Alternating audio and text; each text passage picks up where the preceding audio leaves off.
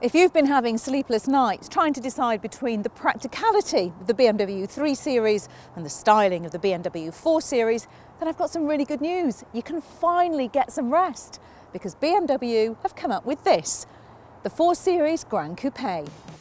The Gran Coupe is intended to offer buyers the practicality of rear doors and a hatchback boot lid while keeping the sporty, sleek coupe design of the standard 4 Series.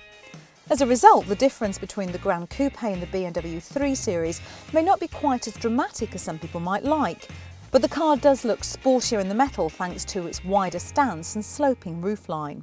Once inside the car, the differences between the Gran Coupe and the BMW 4 Series, or the 3 Series for that matter, are few and far between. And that's a good thing when you consider the quality of the interior on those two cars. Everything in here is in excellent BMW working order. The quality of the switches is good, and I'm always happy to use BMW's iDrive touchpad with its excellent infotainment screen.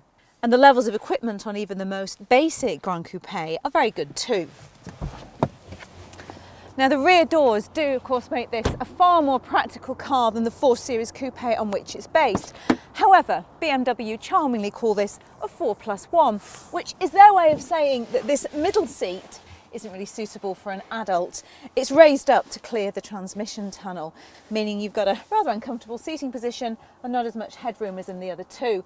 It means that it's only really suitable for a child or a contortionist. The boot of the Gran Coupe is a big improvement on the standard 4 Series though, as the hatchback tailgate creates a much larger opening, making it easier to load awkward luggage.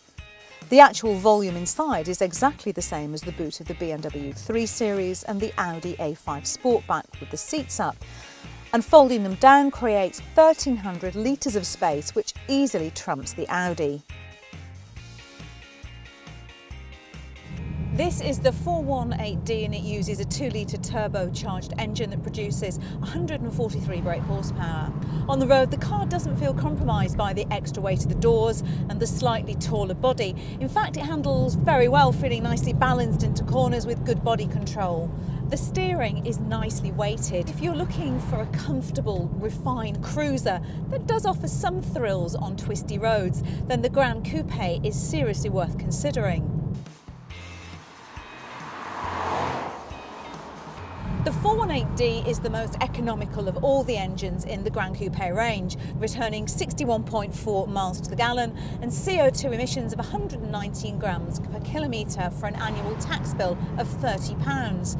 Now, if I was buying this car, I'd pay a little extra and go for the 420D. It gives you a car with a useful dose of extra power without hurting economy too much. If you don't do enough miles to go for a diesel, then the turbo 2-litre petrol engines in the 420i and the 428i are smoother than the diesels, even if they're not quite as efficient. Now, as with most new BMWs, the 4 Series Gran Coupe can be ordered with 4-wheel drive.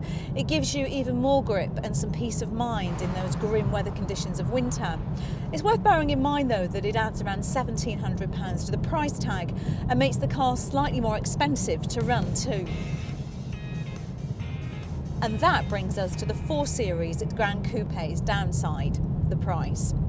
It might be similar to the 3 Series in that they're both mid-sized 4-doors, but you'll pay several £1,000s more than you would for a 3 Series.